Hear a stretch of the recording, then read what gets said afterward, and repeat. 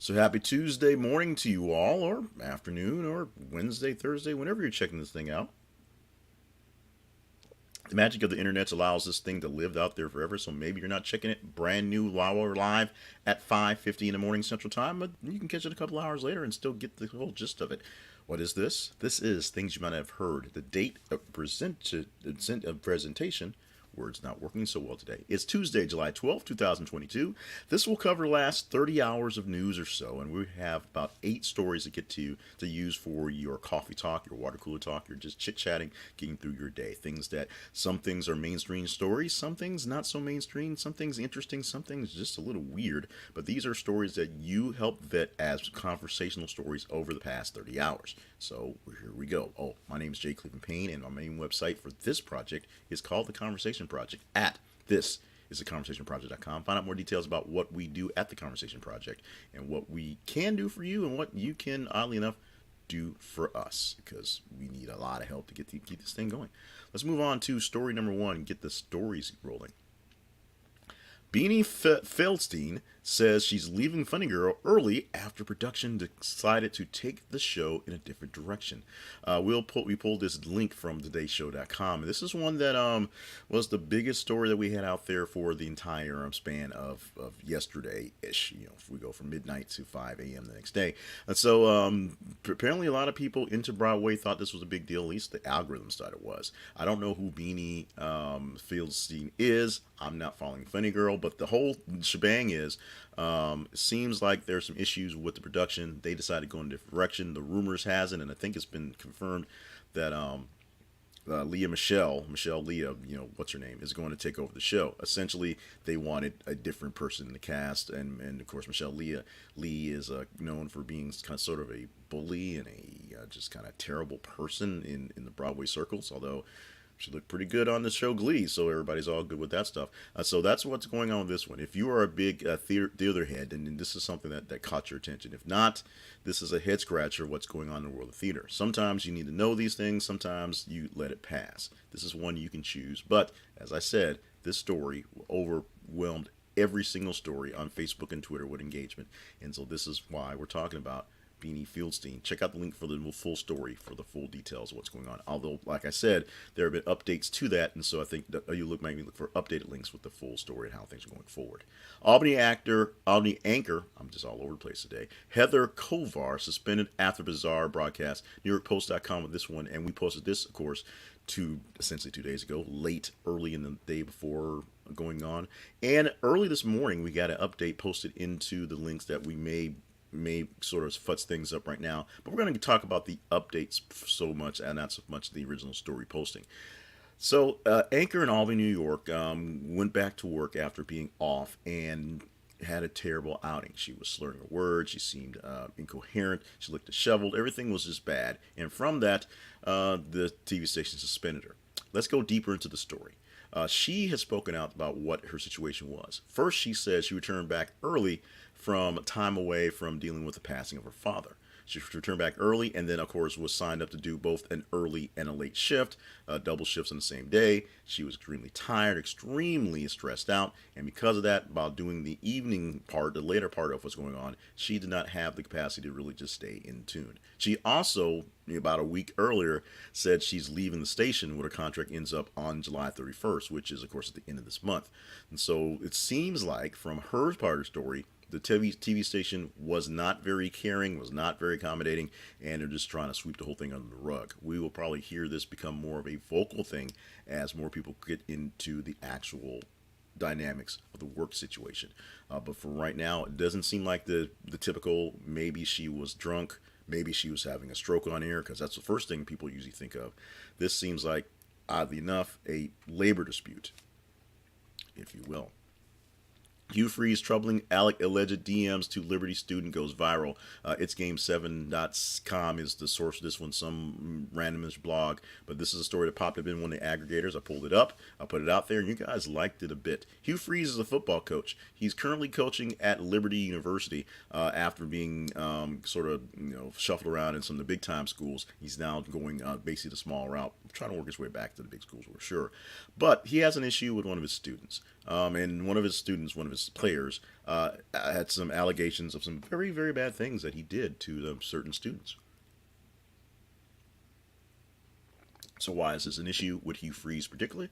Because for some dumb reason, the football coach supporting his boy decided to send a tweet to one of the ladies who had accusations against the boy unprovoked. The coach was not named in anything. The administration wasn't named anything. Just general chit chat about what's going on. In fact, the tweet he sent her way wasn't even attached to anything in the realm of this. It just he happened to be the coach of the guy and basically said the guy is the greatest guy in the world. He wouldn't do stuff like this. Essentially outing the fact that he's worried about the guy and what's going on. Whether there's actual allegations that should be substantiated or not, Hugh Freeze put his foot in his mouth by doing this. Now, if you were still at a SEC school or a larger school, this would be a bigger story because we'd be, ESPN be all over it. Because it's not a bigger school, it's not quite a bigger story. But this is also one that may need a bit more in-depth detail going forward. At least 2 dead in shooting at California 7-Eleven stores on 7-Eleven. New York, NBCnews.com is the source with this one. And this is a sad story. It's going to be really sad because our ending fact is on 7-Eleven. It's ironic. I pulled that before I realized this story was going to actually trend this way. But there were some more random shootings, seemingly random shootings in California. And just so happened to make it alliteration, make it worth a story to put out there. They happen to be at a 7-Eleven store. And, of course, yesterday was 7-Eleven. 2 shootings at a 7-Eleven on 7-Eleven. Of course, that name convention is now just sort of a branding thing at this point. So the 7-Eleven means nothing, but it does mean there's still more randomness, really stupid, bad violence going on for no reason. That's an issue for another day, another time. But we do have this story to pop up because it came up as a trending story, something that you guys wanted to chat about. Also, one other one, ex-Cowboys running back Marion Barber III, death caused by heat stroke, coroner says. Check out the link for this one on usatoday.com. A lot of people were really very, very deeply touched by the death of Marion Barber, and now we have an autopsy report, a coroner report. We know what the cause of death is. You should go deeper into the story and go deeper into his life and what he was doing at the time. China crushes mass protests by bank depositors demanding their life savings back. CNN.com is the source that we have for this one, but this is obviously a globalish thing. Now, Black Lives Matter's protests, people believe it got out of hand. Yes, when people start rioting and beating up stuff and throwing bricks in windows, things get bad. Those types of things don't happen in China. The January 6th riots, the insurrection where the people stormed a Capitol building of the United States to essentially get in the way of the proceedings for election, those were bad. Don't think things like that don't happen in China. Why? Because they beat people down and killed people in protest. Literally. A mass protest for people who wanted their savings back from a bank who closed itself down and would not allow anyone in to pull their to withdraw any funds was pretty quickly squashed by the Chinese government, who don't care because they don't have to care. So we're doing a lot of this story right here is specific to China in this little incident, but there's a lot of talk that circles around. I'm going to throw out some Brittany Griner again because I had a long discussion in a thread yesterday in social media on what she's there for and why it's not a good thing. Things like this don't happen here. Not exactly, not to the point, not to the extent, but they don't happen here. And so we have to be extremely careful about the things we say when we are bashing our government, when we are putting down our government. We're saying they're not doing things right because there are a lot of things that aren't quite right. But at the same time, armed guards don't come in and beat up protesters because they want their money back from the savings accounts from the bank, money that is actually theirs. There's not that level of serious control and just craziness going on out there. And when it was like that, we got better. We should not go back to worse. Let's think about that. 3 runners are gored in intense 5th Pamplona Bull run. We had a story 2 days ago or yesterday or so about that went past from the weekend where three runners were essentially, or two runners were thought to be gored in the running of the bulls. And then the Pamplona people said, no, that didn't actually happen. That was not real.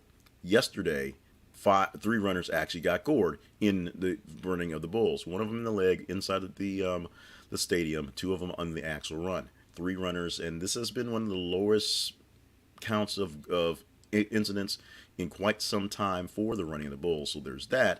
But yes, three people actually did get gored by bulls, just punctured by their horns throughout the run. This is, of course, sparking the regular debates on animal cruelty and just why people do stupid shit. And I said that on purpose. But we're going to see how this thing plays out going forward. It's going to be really hard to basically squash this event from life itself. It's really literally a part of the fabric of life. Ernest Hemingway wrote about the running of the bulls, and it's a romanticized scene of manlyhood and stupidity. We will see what the purpose is and whether it keeps going for how much longer. This is a very kind of oddish story, but I wanted to put it out there because it seemed like common sense once you actually read what's going on. It seemed like from the headline, it was something that you really should worry about. Mostly you shouldn't, because there's basic hygiene and basic things you do for taking care of food. But hear me out for this one. The source was a radio show's website, johnjandrich.iheart.com, from the John J. and Rich Show, on one of the iHeart syndicated programs. And it was basically probably one of their, it's basically a news story they pulled off a wire and they used it as part of the show. The headline is 20-year-old dies of fried rice syndrome after eating 5-day-old pasta. Now, this is a fact. There's something called fried rice syndrome. We'll explain that in a moment. And he did eat 5-day-old pasta, which is basically what killed him. But here's the deal. This is a kid who essentially was cooking ahead, because it's a good thing to do. Meal prep, great. So he'd cook, a week's worth of pasta and let it sit on the counter for a week after being cooked. There's your clue right there. Not putting it away, not putting it in stores, not getting it to the refrigerator for refrigeration, leaving it out for 5 days. On this 5th day of eating the pasta, he mixed sauce with it. On that time, he felt sick, he felt ill, he got really, really ill and died from this fried rice syndrome. Basically, a bacteria grew in the pasta from sitting out on the counter for 5 days. Fried rice syndrome is called that because in many places, rice is cooked and then left to cool on the stove, just out and open. And in various places where cleanliness is not godliness, parasites and bacteria can essentially get in and grow inside the cooked rice. And that's what happened to the pasta as it sat on the counter for 5 days. Hear me out now. The pasta sat on the counter for 5 days. Not in the refrigerator, not covered up, opened on the counter for 5 days, where bacteria was basically just being, asked to come in and grow into this thing. Now, the basic lesson to be learned in this thing is be careful about your food preparation. These are things that are basically basic food preparation. If you watch Food Network shows enough, you see people washing hands and covering things up and doing whatever to keep their food safe, because those professionals, they look at restaurants, they dish food out to people, and they don't want them to die. Please, please, please, please, please, please, please, please, refrigeration. When you are done with your cooking, please, refrigeration. Put it away immediately. Our teaser story for this morning is this one. Hines says new Steelers stadium deal was significantly more than we could justify. That is a quote. What's that mean? That means the Pittsburgh Steelers no longer play at Heinz Stadium.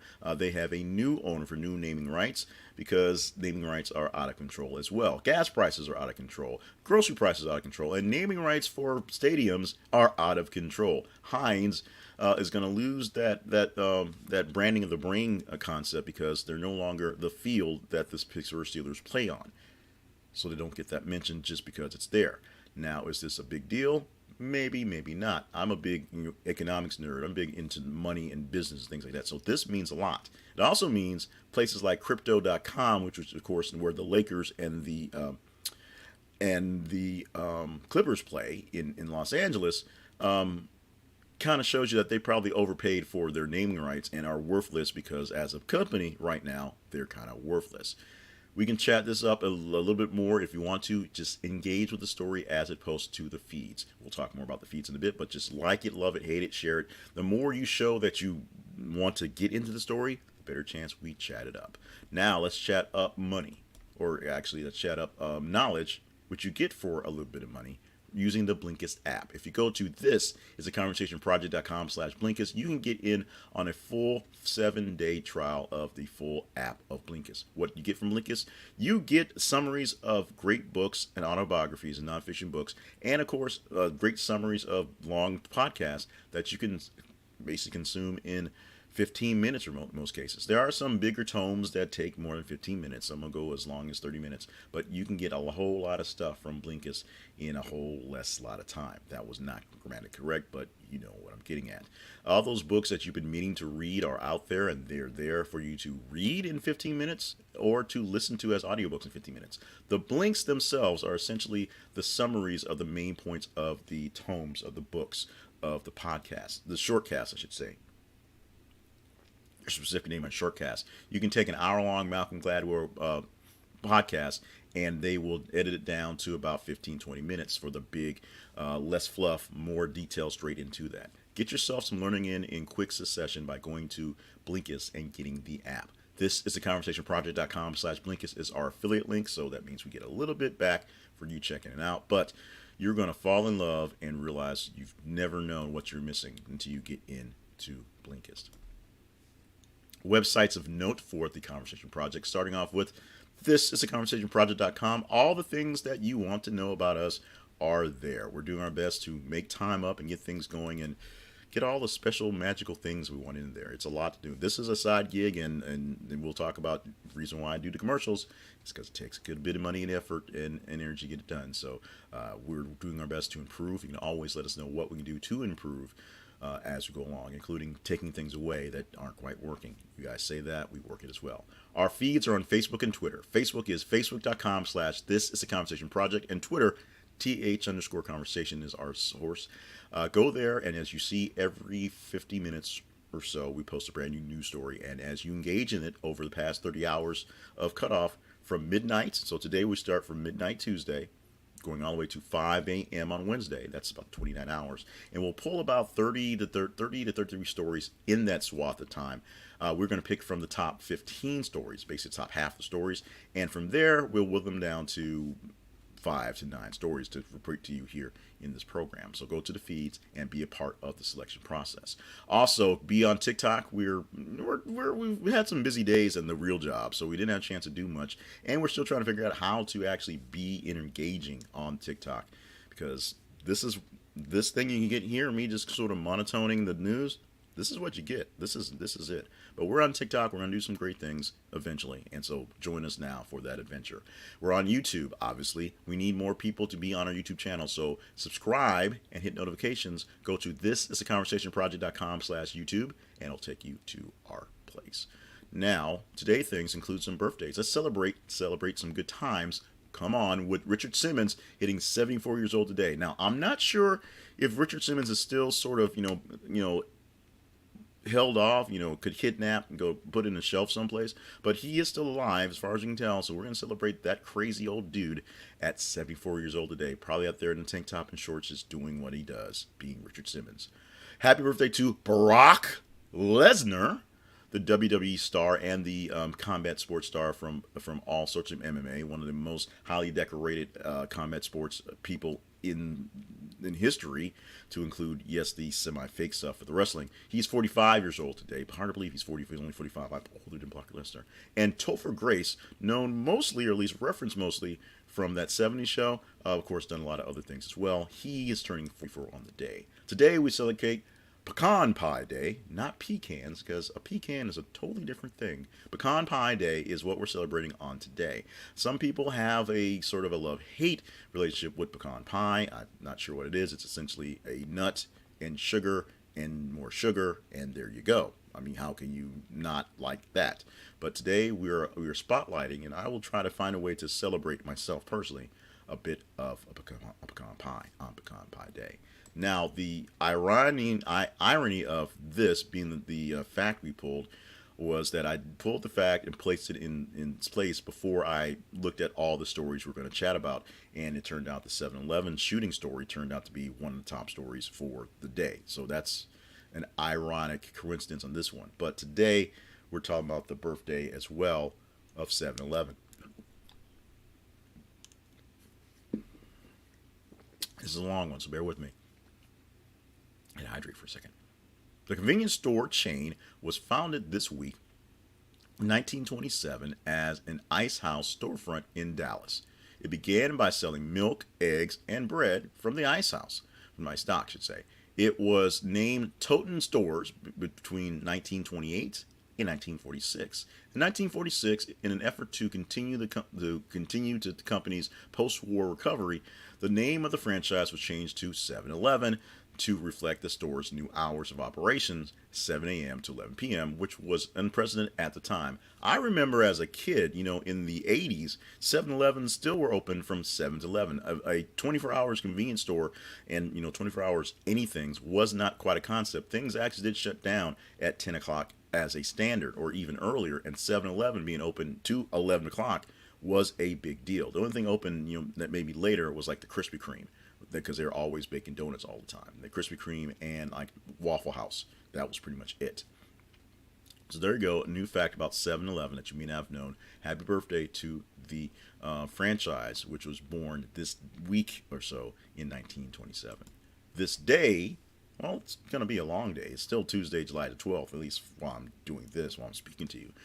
This program, things you might have heard for Tuesday, July 12th, is done. So thank you so much for being a part of the show. Make sure you check out our feeds on Facebook and Twitter so you can help vote up the stories that get the engagement going on. Give us a comment in the video source you're watching, whether on Facebook or whether on YouTube. That way we will chat you up going forward. Make sure you get your props going on. Like if you like what you're seeing, so more people can get a chance to see that it's pretty good content. And if you don't like what you're seeing, comment on that. We'll fix that as well. We like to think we give you great stuff as your news side piece, your tertiary source of news, a extra place where you can find out things about Broadway's backstabbings, and of course fried rice disease, which is a thing, but shouldn't be a thing if you're actually, hygienic with your food. In the meantime, stay hydrated, stay limber, stay on task. We have a lot of things to get to, and we need you here to be there. So take care of yourself. I'll do the best on my end. And right now, we got news stories to post, and we got to get the things going on. So let's get to it. Do it again for tomorrow. A glorious Wednesday. We are pretty sure to come.